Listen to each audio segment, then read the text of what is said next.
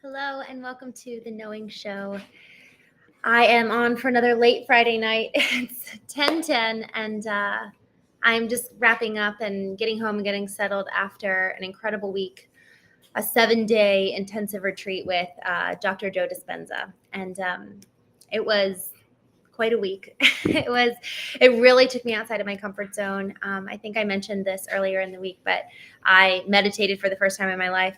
And it was a really good and hard experience. One that, frankly, I don't know if I would have chosen it had I known all the details, which I think is actually exactly what we need sometimes, is to not know all of the details and thus be able to predict everything that's going to come. And actually, that was a big point of the conversations throughout the week together, was leaning into the unknown and living in a way that not every move of our life is predictable, because then effectively we live on autopilot. And that was a completely new addition to my thesis, so to say, about being present and moving away from living on default autopilot behaviors. And I just love this whole concept of choosing to lean into the unknown rather than the known, because the known is predictable, the known is secure, and the known is certain and comfortable, whereas the unknown is at the apex of growth. That is precisely when things change, when we lean into the discomfort. And I experienced that so keenly for the first probably 1.5 to 2 years of, honestly, after my husband left, my entire life fell apart. And so it's like, okay, everything's new, everything's unknown, because I don't know where I'm going to live. I don't know what I'm going to do. I had my business at the time, but something along the lines of your normal day to day, everything besides, let's say, 9 to 5 has completely crumbled. And just the lack of security in that really led to this exponential and insurmountable growth in a very short period of time. And I think it's because just all of the foundation of my life completely fell out from under me. And it turned out to be one of the biggest blessings of my life, because and this is where you and I both have extreme power over the lens through which we view the world. We have the opportunity for alchemy in every regard. And so should we so choose, alchemy, and what I mean by alchemy is making beauty from ashes. That is what I mean by alchemy, is taking any moment, any instance, any circumstance, and breathing life into it so that it has the fullest potential and opportunity to bring about good, not just the almost like default bad or negative that it otherwise would, apart from our action and intention to either change perspective, either insert action into a situation and change it ourselves and activate our own willpower and agency. And this leads to the whole topic for today, which is the question of, who do I want to be? And it was so interesting because this whole week, and this is, thank God for my wonderful team. This week I took off nearly completely. I had a couple emails go out, but for the most part was just completely disconnected, completely offline, and really just invested in the cultivation of my own self and soul. And I had some big goals for this year, one of which was really learning to control my mind and really learning to control what comes in, what comes out, and everything in between. I think of kind of the in between as an information processing system and center. It's the place where the conversations take place, the filtering and processing takes place of every single input that has come in to thus inform the manner in which we live our lives. And it has to be done so with great intention. This in-between process, allowing the time and space for the processing to take place, for the filtering to take place, for us to decide what stays and what goes, what shouldn't even be deemed as an input. And we're actually like, hey, you know what? I'm catching this right out of the gate. This doesn't belong as something to even come in to my funnel that is the kind of the in-between of the processing of the input and output. And I just am going to kiss that one a goodbye and bid it farewell, and it doesn't even get a place in my soul or mind. And so with that, the cultivation of my mind has been a big goal for this year, because I just realized that I have lived so open that I haven't had a good sentry guard at the gate. And I think of the mind, I've likened the mind, according to James Allen's book, As a Man Thinketh, he likens the mind to a garden. I've also, just honestly for my own self, I think sometimes of the mind as a battlefield, as a place of contending, and we need sentries at almost like at the doors, and then they open, and then something can go in, and then we're going to contend in this place of the battlefield. And then should the thoughts then move past the battlefield of the mind and then come down into our soul, and that is where we process it. So the mind has an initial sentry at the gate to decide whether it comes in, and this is the arena, this is the battlefield, this is where we duke it out. And Jordan Peterson actually, I will not do this justice, something along the lines of, you should be able to, in your own mind, have two different voices contending with each other, and perhaps even a third, to add just different perspectives and different belief systems, worldviews. And then we narrow down closer and closer to the truth of what do I actually believe. And so the mind is probably one of the most important areas of our life to focus on. And I actually spent, when I really first started to get to know myself, I focused so much on getting to know the soul. And it was so much about processing what was in me already, for the most part. And then over the last year or two, it's been, okay, let me kind of almost like move my focus up the funnel a little bit, not so much at kind of like the core heart soul center where I'm doing the processing of the information system and the information that's come in. But now let me almost move up the funnel to analyze the inputs that are coming in and of themselves. Which ones should come in, pass through the sentry, which ones should duke it out on the battlefield, and which ones just shouldn't even make it past the sentry guard gate. And that's been a big goal for me. And so taking a dedicated week at Dr. Joe Dispenza's week-long intensive, and it was intensive, y'all. I am not kidding. It was 12-hour days. One morning we woke up at 4 a.m. We woke up at 3 a.m. and started at 4. And it was intense. It was incredibly intense. And I think that is precisely what it means to do the work, to pursue the cultivation of ourselves. And it doesn't always need to be that intense. God only knows. I actually have had a pretty bad headache all day because I just think I'm at my max. I bring this up, though, because there were multiple times this week, which is solely set aside, dedicated to analyzing and elevating. Okay, here I am now. I want to elevate to this degree. Here are my growth opportunities, etc. And so in so doing, dedicating a whole week for this, there's something about that you're so in it. You're so excited. You're so passionate about what you're learning. And he asks this question throughout the week of, who do you want to be? And for those of you who have tuned into the Knowing Show thus far, I've talked about my process of writing my eulogy, and how that was so helpful to have in my little pink journal, a picture, a mirror of who do I want to be, and am I living accordingly to that?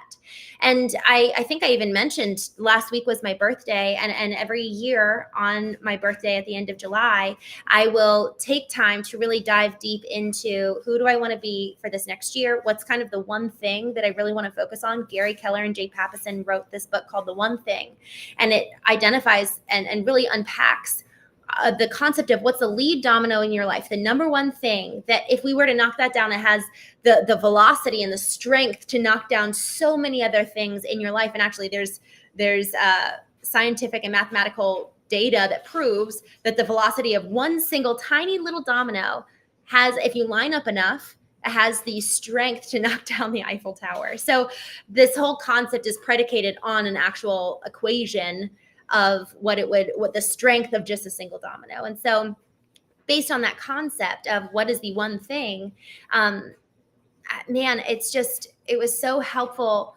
for me to write my eulogy back 2 years ago.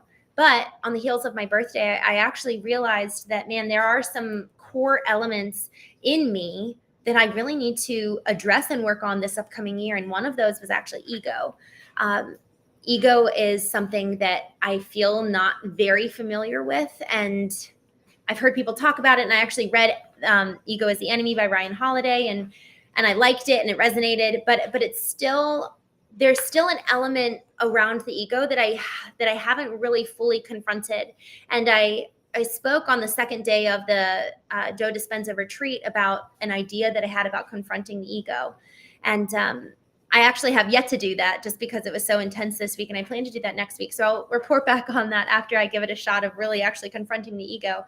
However, I had an interesting confrontation with ego today that really proved beneficial to me and really taught me a lot just in a single instant. And y'all, if we're living awake, if we're living aware, those moments are going to come to us to really help us learn. If we're looking, if we're listening, and if we're quiet enough to be able to even one, notice that it's happening in the first place. Oh, this is an opportunity for a lesson or a learning moment. And then two, taking the time to process. So being aware and then addressing it. It's the stimulus and response, taking the time in the in-between. When the stimulus occurs, the in-between process is the very time that defines who we end up being at the end of our life. It's the moment by moment, second by second elements between stimulus and response that end up dictating who we are at the very end of our life. And if we can look back at the end of our life at how we have lived and say, I'm proud of who I am and how I lived every single day. And so this time, this space between stimulus and response, which Viktor Frankl, author of Man's Search for Meaning, he said in between is choice. In between stimulus and response is choice. And each choice is predicated on a belief. And so this time I had this morning a test between stimulus and response. And I actually had a lot of little moments throughout the week of kind of seeing my ego flare up. And it's such a humbling thing. You know, we're all dedicating this week and to growing and developing ourselves. And for me, it's like, I'm so excited. I'm making so much progress, learning all these things. My notebook is chock full of all these wonderful notes.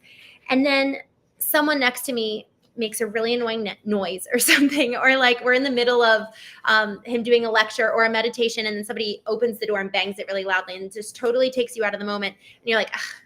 And then I'm like, man, never mind. I thought I was really growing in the way that I am going to love people and the way I'm going to show up in the world. And then look at how fast I got triggered.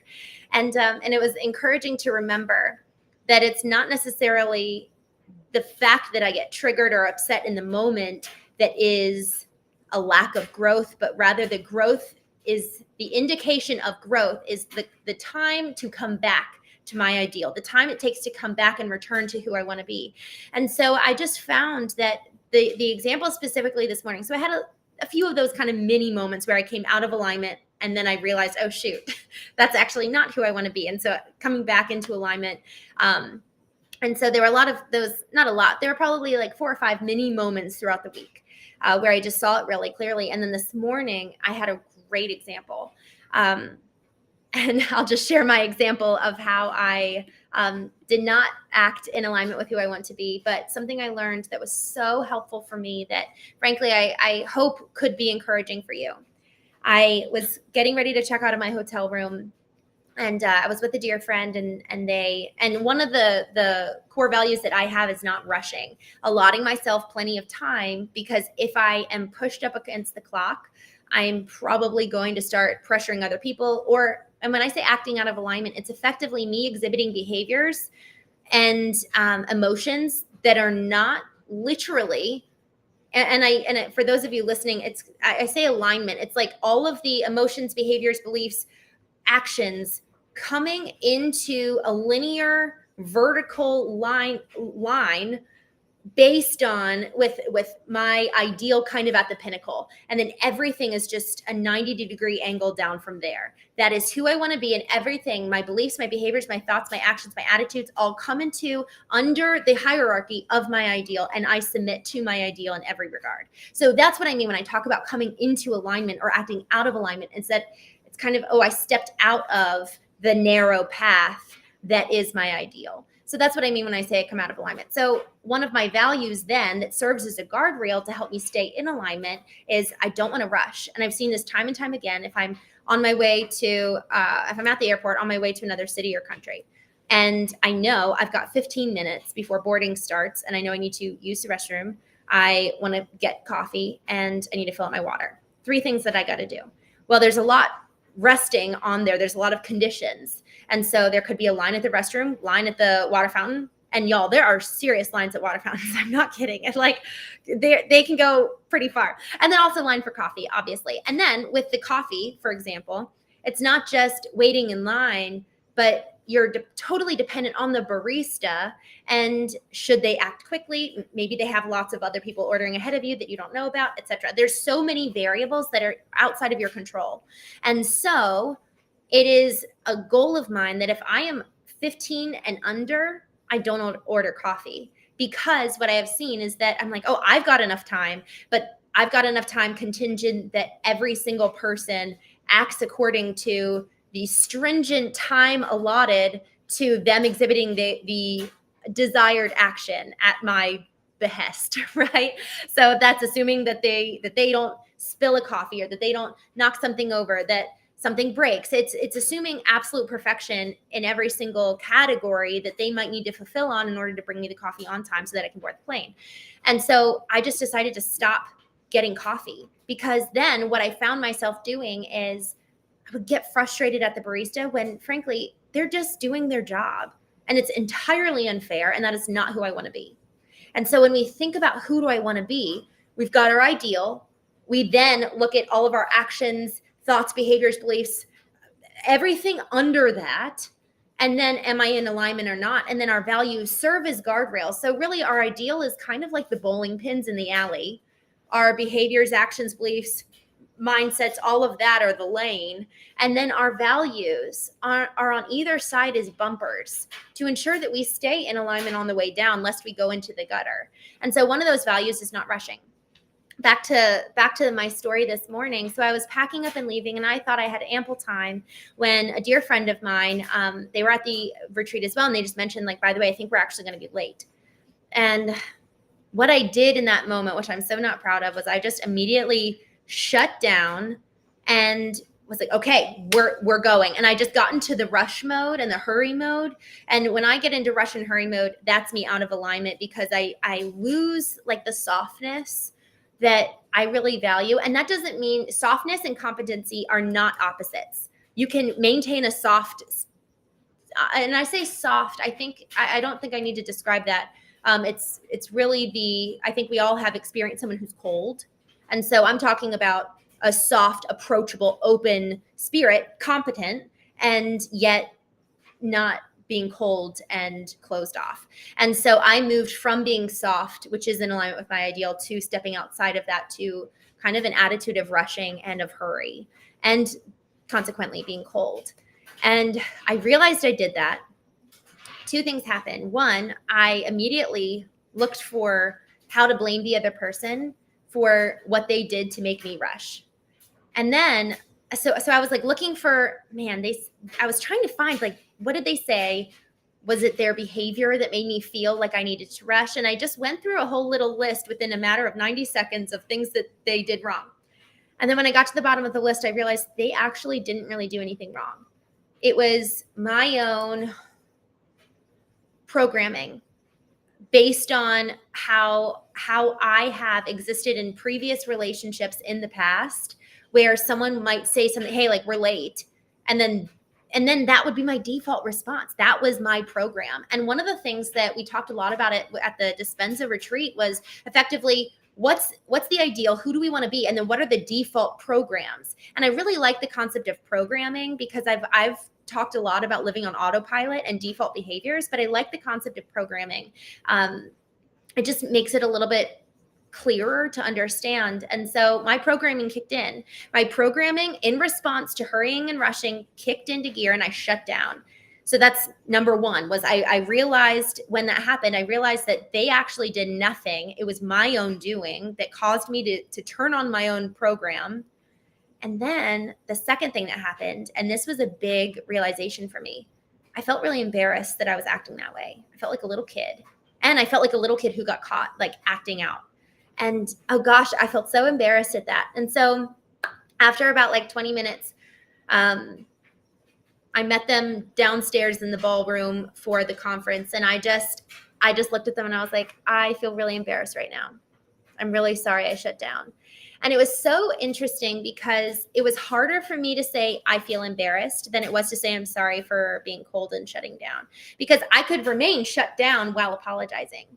Yet me admitting I feel embarrassed, that is entirely vulnerable. That is entirely almost like, okay, I'm going to take my pants off and expose myself. And I feel really embarrassed. I feel like a kid. And in so doing, I was met with so much grace and so much kindness and just like, not a big deal, totally fine. But it felt like such a big mammoth thing to me because my embarrassment and the shame that I felt over how I had acted was just, man, it's like the voice of shame makes the smallest little things that we do so big. And then we just dig ourselves deeper and deeper and deeper into a hole. And y'all, I know that I could have continued on in that way. It's almost like pouting. And I don't want to diminish that. I really want to be kind to myself because I've been working on that this week. I have really, really high standards for myself. And so if I act out of alignment, I realize I act out of alignment, and then I judge the fact that I acted out of alignment. And then I shame that part for judging that I got out of alignment. And then I realize I'm in shame and I'm just stuck. And so just backing all the way up of like, oh man, I feel embarrassed that I'm here. That was so helpful to kind of land on that sound bite. And it's a hard sound bite. It's hard to admit that we feel embarrassed, but I just felt like instantly free. I felt instantly free from the trap of shame, because shame, again, it piles shame upon shame upon shame upon shame. And then we're so deep in shame, we don't even know what really happened to begin with. Because then we just have all these lists and reasons for why we're upset in the first place that we really don't even know what's true and what's real. And so shame effectively clouds our view and ability to see the truth. So when we consider, who do I want to be? This is something that I want to do. And I actually am just thinking about this right now.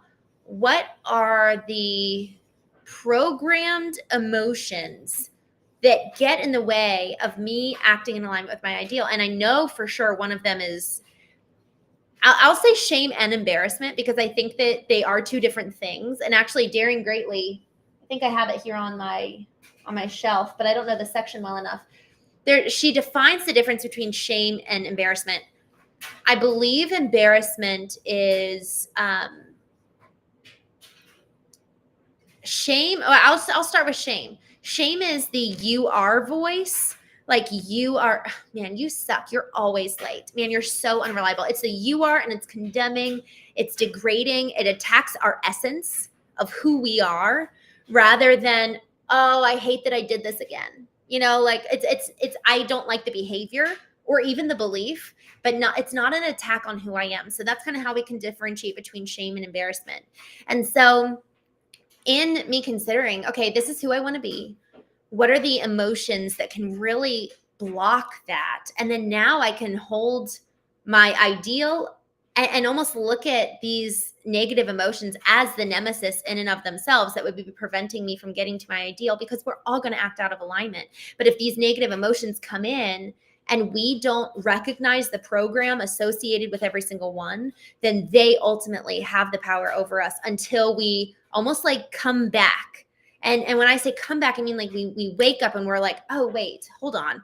That's not who I want to be. Because each one of us, I don't know if I want to go down this rabbit hole, but I will, just for a second. I'll talk about this more tomorrow. There are different parts of who we are. And they're not actually, I'm not talking about like literally bipolar, let's say. I'm talking about this concept coined as internal family systems, IFS. So it is effectively the therapeutic process and concept surrounding the fact that there are 4 parts in every single one of us. There's a wounded part, which often is like that little kid inside of us who is scared, or maybe they got really shamed as a child for acting a certain way. So when they feel that same shame today in adulthood, that little kid pops back up. And all of a sudden, I've experienced this. I'm sure you have too. It's like, whoa, what just happened? All of a sudden, like little Christene is coming out to play, and I don't like how I'm showing up, and I feel like I can't help it. So that's the wounded part. Then there's the protector. The protector is the part of us that really can try to control and make sure that everything's managed and organized and we don't emote. And it just keeps everything in this tight, tidy little box to protect the wounded self. So the protector is literally in place to protect the wounded part from getting hurt again. And then there is the firefighter. And this part of us is all about distracting from pain that the wounded self could ever feel, and it is funny and charismatic and humorous and loud, etc. It's like the fun, it's like the good cop and the bad cop, and the bad cop, the protector, isn't necessarily bad. Frankly, a lot of us function really well in that role, and it serves us in a lot of ways. For example, if we get into an argument with a partner or parent right before we walk into work and we're steamed up, we kind of calm down that wounded part of us. And then the protector is the part that goes into work. That wounded part doesn't go into work. Our protector does, because we can't function in the world if our wounded part is just walking around naked all the time and just an open target to be hurt. So the protector is very, very important. The firefighter is very, very important. And then we've got our true self, the one that we were initially created to be in the first place. And that part is the one that needs to be at the helm of our ship at all times. That's the part that needs to be in the driver's seat. Yet so often our protector is vying for the captain's wheel, or our firefighter is. And then we're still, the child and the wounded part will come in and take the wheel. So there's this concept of our true self and us being able to recognize, oh man, that's not me. That's not who I want to be. That's not me. That's hurt little Christene coming out, and that's not who I really am. And so that affords so much grace, so that I can look at today and be like, oh, I hate that happened. That's so embarrassing. And one, I'm proud that I caught it as fast as I did. In the past, that would have gone on for more than 20 minutes. With every relationship, and honestly, y'all, there's a Bible verse that says, blessed are the wounds of a friend. Then I forget the latter half of it, but it's like, blessed are the wounds of a friend. And it really speaks to, thank God for the friends who will speak the truth to us, even when it hurts. And so I am so grateful for the work that I do, and also the precious and few relationships in my life where they really will shine a spotlight so that I can know myself all the more, and then ensure that I'm living in accordance with aligning the beliefs, behaviors, mindsets, actions, every part of me, both what's being fed into me in my inputs, how I'm processing things in my soul and spirit, and then also my outputs. So often we can assess the state, the internal and inner state of the individual by their external manifestations. But we can also do our own self-analysis of, what am I feeding myself?